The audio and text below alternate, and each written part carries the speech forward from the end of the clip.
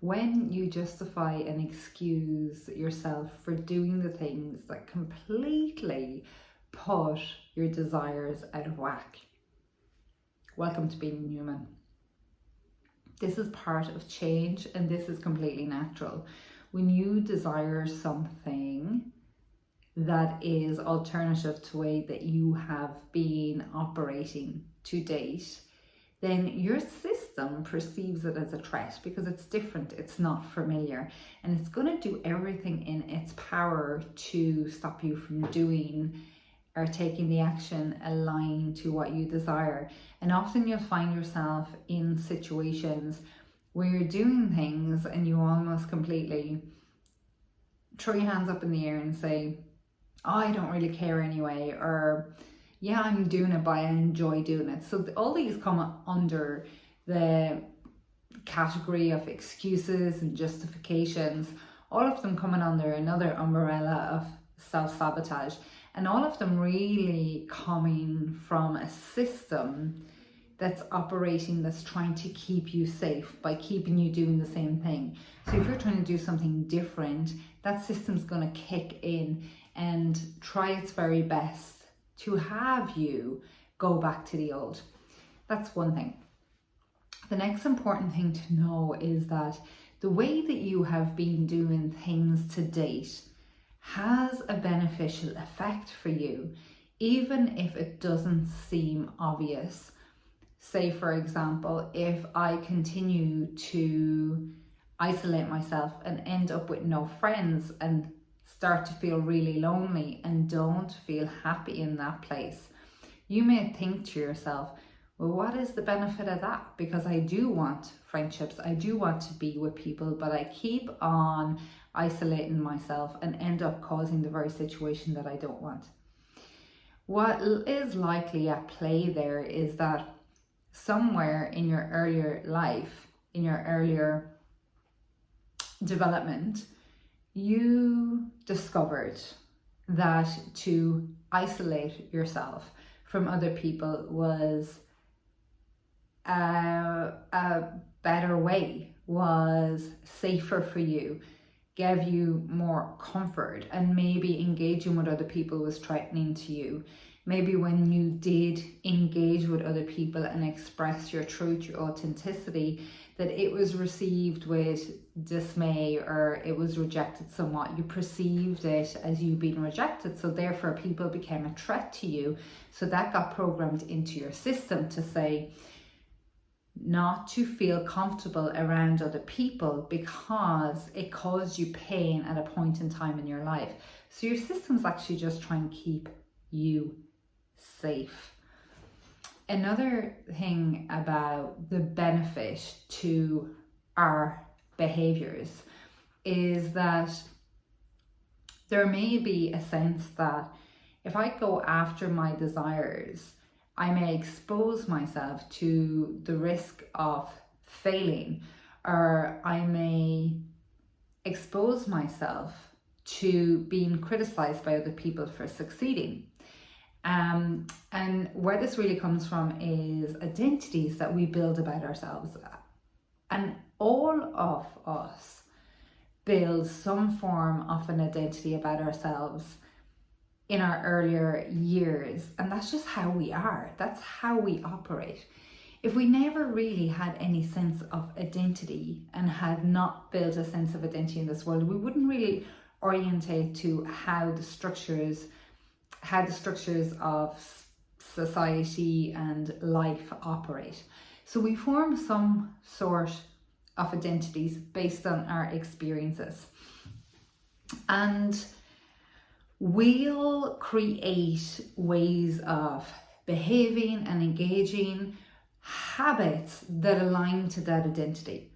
So in some regards, for most all people, we create limiting identities.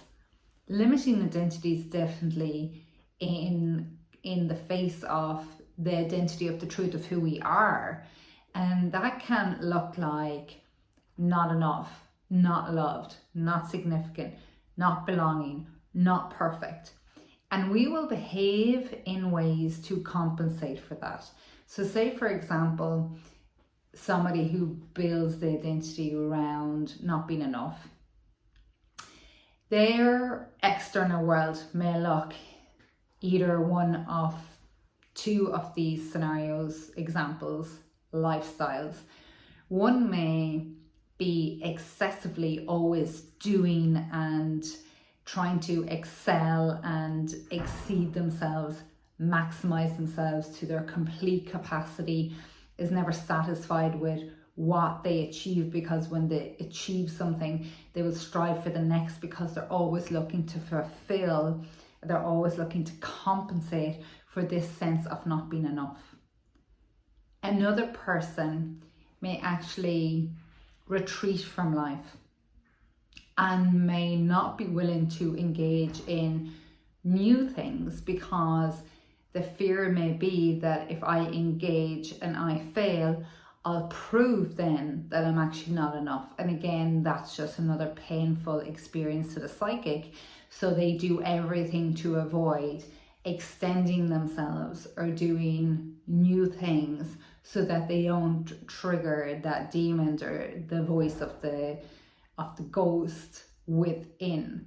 So our behaviors always have a benefit, and often that's why, not often, it's largely the case of why trying to drive yourself through change from action alone will likely always bring you back to where you began or worse off, because the behavior driven that way comes solely from motivation and willpower.